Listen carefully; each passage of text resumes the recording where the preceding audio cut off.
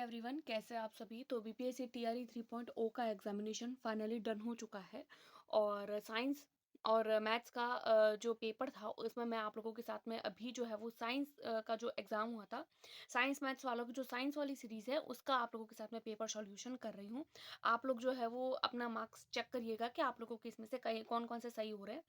और इससे पहले मैंने आप लोगों के साथ में इसी शिफ्ट के यानी कि जो फर्स्ट शिफ्ट में 6th टू 8 वालों के जो पेपर हुआ था, उसका मैंने जीएस वाला जो पोर्शन है वो मैं आप लोगों के साथ में सॉल्यूशन पहले से दे दे चुकी हूँ इससे पहले वाली वीडियो में। उसको भी देखिएगा और इसको भी ज़रूर देखिएगा।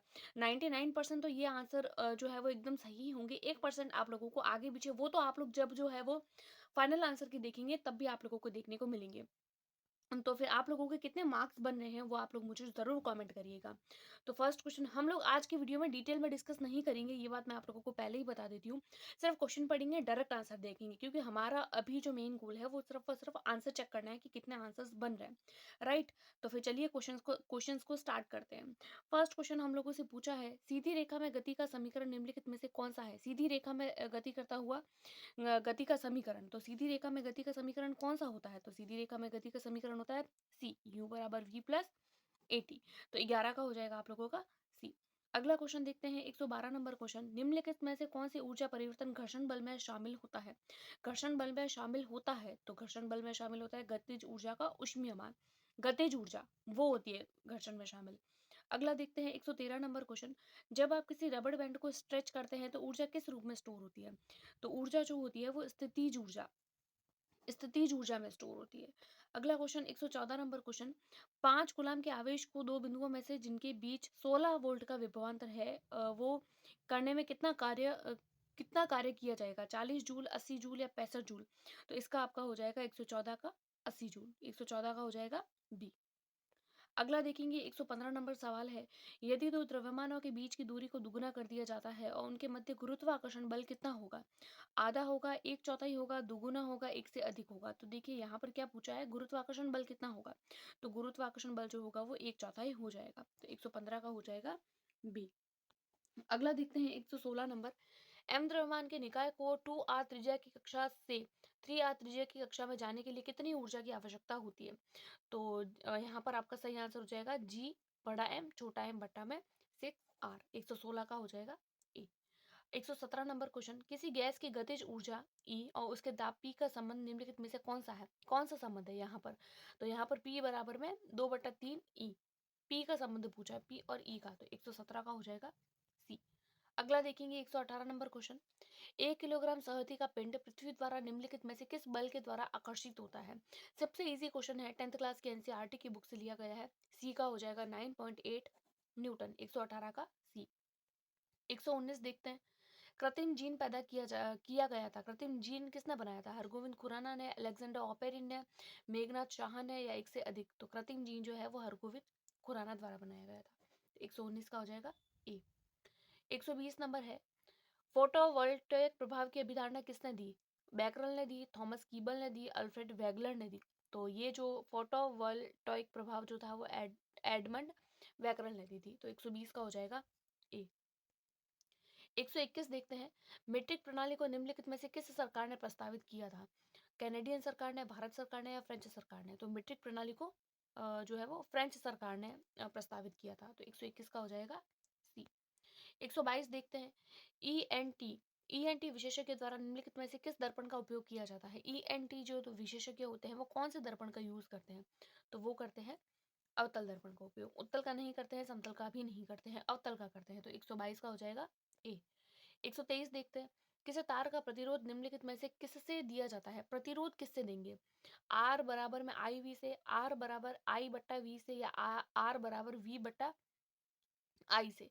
देखिए ये तो नहीं होगा, इन दोनों में कंफ्यूजन रहती है इसमें और इसमें, तो यहाँ आपका सही आंसर हो जाएगा 123 का सी। 123 का हो जाएगा सी।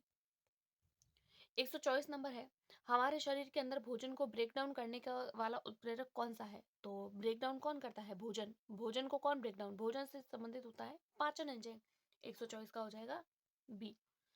125 नंबर, सिल्वर ब्रोमाइड का रंग कैसा होता है? सिल्वर ब्रोमाइड सोच के लोगों ने भूरा लगा दिया, लेकिन भूरा नहीं होता है, इसका कलर हल्का पीला येलोइश होता है, जो ऑप्शन में नहीं है, इसीलिए हो जाएगा 125 का ई। उपरोक्त में से कोई नहीं। ब्रोमाइड समझ के लोग ब्राउन समझ लेते हैं, भूरा लगा देते हैं। 126 का हो गया आपका 126 नंबर क्वेश्चन है, किसी द्रव का दूसरे द्रव में फैलाव के लिए कौन से शब्द का उपयोग किया जाता है? जेल का, एरोसोल का या पाइसन का? तो द्रव का दूसरे द्रव में फैलाव है तो उसको पाइसन का। 126 का हो जाएगा सी। सारे के सारे क्वेश्चन है ना वो एनसीईआरटी के 9th 10th क्लास की ही बुक से लिए गए हैं। 6 7 8 एंड 9 10 और मैक्सिमम क्वेश्चन 9 10th की एनसीईआरटी की बुक से ही मिले हैं हमें। तो निम्नलिखित में से कौन सा प्रतिक्रिया की दर को धीमा करता है? तो समांगी उत्प्रेरक नहीं करता, असमांगी भी नहीं करता है, उत्प्रेरक प्रवर्तक भी नहीं करता है। तो यहाँ पर हो जाएगा उपरोक्त में से कोई नहीं। 127 का हो जाएगा ई। 128 निम्नलिखित में से कौन सा एक लियोफोबिक कलिल का उदाहरण नहीं है?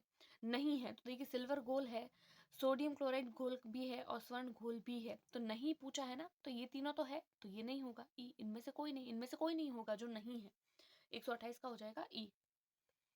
129 पूछा है, निम्नलिखित में से कौन सा शोषण का एक उदाहरण है? शोषण का, स्याही में डूबा कॉटन, सिलिका जेल के ऊपर रखा पानी, या पानी सोख, या उपरोक्त में से एक से अधिक। तो शोषण का एक से अधिक, स्याही में डूबा कॉटन वो भी करेगा, सिलिका जेल के ऊपर रखा पानी ये वो भी करेगा। तो यहाँ पर हो जाएगा एक से अधिक। 129 का डी। 130 नंबर, निम्नलिखित में से किसको लोगों के इलाज में कभी भी सीधा इस्तेमाल नहीं किया जाता है? तो पहला है मलेरिया विरोधी, दूसरा है निसंक्रामक, तीसरा है रोगाणु रोधक, चौथा है उपरोक्त में से एक से अधिक। तो यहाँ आपका सही हो जाएगा रोगाणु रोधक। 130 का हो जाएगा सी। अगला देखेंगे 131 नंबर, निम्नलिखित में से कौन सा स्वभाव से अम्लीय है? तो देखिए ये तो सबसे इजी क्वेश्चन है, 6th 7th 8th 9th 10th हर क्लास में मिलता है। अम्लीय है, मानव रक्त क्षारीय होता है, चूने का पानी भी क्षारीय होता है, तो नींबू का रस ही होता है जो अम्लीय होता है। 131 का सी। 132 अम्ल क्षार के साथ में क्रिया करके लवण तथा पानी बनाते हैं, इस प्रक्रिया को क्या बोलते हैं? जल और अम्ल और क्षार मिलकर लवण बना रहे हैं और जल बना रहे हैं, तो इसको हम संयोजन नहीं कहते, पृथक्करण भी नहीं कहते। निष्प्रभा हो जाता है, उदासीन हो जाता है, और उदासीन की क्रिया को बोलते हैं निष्प्रभावीकरण। तो 132 का हो जाएगा सी। 133 है, निम्नलिखित में से कौन सा तत्व आसानी से इलेक्ट्रॉन मुक्त करता है? सोडियम करता है, कैल्शियम या पोटेशियम? तो एक इलेक्ट्रॉन जो आसानी से मुक्त करता है वो होता है सोडियम। आसानी से मुक्ति करेगा ना, पहले 2 होते हैं इसके अंदर, फिर 8 होते हैं, फिर एक एक ही बचता है तो वो फटाफट से मुक्त कर देता है। 133 का हो जाएगा ए। 134 निम्नलिखित में से कौन सी गैस चूने के पानी को दूधिया बना देती है? सबसे easy question. Carbon monoxide, carbon dioxide या सल्फर मोनोऑक्साइड? जो दूधिया बनाती है वो होती है कार्बन डाइऑक्साइड। 134 का हो जाएगा बी। 135 है, प्रकृति में मुक्त दशा में पाई जाने वाले धातु। तो देखिए मुक्त दशा में जो फ्रीली पाई जाती है, तो तांबा नहीं होती है, मैग्नीशियम भी नहीं होती है, सोना ही है जो मुक्त दशा में रख सकते हैं, जो खराब नहीं होता है। तो 135 का हो जाएगा सी। 136 ऊष्मा निष्कासन की प्रक्रिया को क्या कहते हैं? जो ऊष्मा निष्कासित करती है, उत्क्रमणीय कहते हैं, ऊष्माक्षेपी कहते हैं, अनुत्क्रमणीय कहते हैं। तो ऊष्मा निष्कासित करने की जो क्रिया होती है उसको ऊष्माक्षेपी बोलते हैं। तो 136 का हो जाएगा बी। 137 देखते हैं, विटामिन बी 12 का रासायनिक नाम क्या है? राइबोफ्लेविन, कोबालामीन या थाइमीन? उपरोक्त में से एक से अधिक। तो देखिए विटामिन बी 12 जो है वो कोबालामीन कोबालामिन होता है विटामिन बी 12 का रासायनिक नाम। तो 137 का हो जाएगा बी। 138 देखते हैं, निम्नलिखित में से कौन सा विटामिन ए का अच्छा स्रोत है? Very very easy question. Vitamin A का अच्छा स्रोत, विटामिन ए का चीनी नहीं है, केला भी नहीं है, मछली का तेल। मछली का तेल जो है उसे उसमें सबसे ज्यादा विटामिन ए होता है। तो 138 का हो जाएगा सी। अगला देखते हैं 139 नंबर क्वेश्चन, गर्म खून किसका है? निम्नलिखित में से किसका गर्म खून होता है? कबूतर का, दादूर का या मगरमच्छ का या एक से अधिक का? तो गर्म खून किसका होता है? तो गर्म खून होता है कबूतर का। तो 139 का हो जाएगा ए। अगला देखते हैं 140 नंबर क्वेश्चन, मिर्च में तीखापन निम्नलिखित में से किसके कारण होता है? मिर्च तीखी होती है क्यों? कैप्साइसिन के कारण, कैरोटीन के कारण या लाइकोपीन के कारण? तो मिर्च तीखी होती है कैप्साइसिन के कारण। तो 140 का हो जाएगा ए। अगला है, नाइट्रोजन को नाइट्रेट में बदलने की प्रक्रिया को क्या बोलते हैं? नाइट्रिफिकेशन बोलते हैं, नाइट्रोजन फिक्सेशन कहते हैं, या अमोनिफिकेशन कहते हैं? या उपरोक्त में से एक से अधिक, या उपरोक्त में से कोई नहीं? तो नाइट्रेट को नाइट्रोजन में बदलने की प्रक्रिया को जो कहते हैं वो इन तीनों में से एक भी नहीं है। तो यहाँ पर हो जाएगा 141 का ई। उपरोक्त में से कोई नहीं, क्योंकि वो प्रोसेस यहाँ दे ही नहीं रखा है। 142 डीएनए का कौन सा भाग प्रोटीन की सूचना देता है? प्रोटीन की सूचना कौन देता है? तो डीएनए का कौन सा भाग, डीएनए का भाग पूछा है तो जीन ही होते हैं डीएनए के भाग। तो यहाँ पर आपका सही उत्तर हो जाएगा 142 का ए। अगला है 143, माता-पिता से संतति में पहुँचने वाले लक्षणों को क्या बोलते हैं? रूपांतरण बोलते हैं, जीन बोलते हैं, आनुवंशिकता बोलते हैं, क्या बोलते हैं? Very, very easy question NCERT की 5th क्लास की जो बुक है ना, उसमें भी दे रखा है। उनको भी आ जाए तो ये तो बहुत ईज़ी है।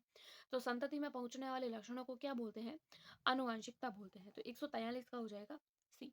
आपको साइंस कैसी लगी? साइंस का जो पार्ट था वो आप लोगों को टफ लगा, ईज़ी लगा as compare to TRE 1 and TRE 2 के कंपैरिज़न में आप लोगों को कैसा लगा है? वो आप लोग एक बार मुझे कमेंट करके बताइए, ताकि इस पे भी मैं अलग से वीडियो बनाऊँ कि पेपर मॉडरेट था या टफ था या ईज़ी था, किस तरीके का था। तो आप लोग कमेंट ज़रूर करिएगा, मुझे बताइएगा कि आप लोगों को पेपर कैसा लगा। अगला क्वेश्चन है 144। आगत और निर्गत शिराएँ होती हैं, मिलती कहाँ मिलती है? केंद्रीय शिरा तंत्र पर, हृदय में या यकृत में? तो आगत और निर्गत शिराएँ जो होती हैं वो केंद्रीय शिरा तंत्र में मिल जाती है। तो 144 का हो जाएगा ए। 145 है, रतौंधी निम्नलिखित में से किस विटामिन की कमी से होती है? विटामिन के, विटामिन ए या विटामिन सी? तो रतौंधी जो होती है वो विटामिन ए की कमी से होती है। तो 145 का हो जाएगा आप लोगों का बी। अगला देखते हैं 146 नंबर क्वेश्चन हमारे पास में है। भोजन में अंतर्निहित ऊर्जा शरीर की कोशिकाओं में किस क्रिया के द्वारा मुक्त होती है? ऊर्जा किस किस कौन सी क्रिया के द्वारा मुक्त होती है?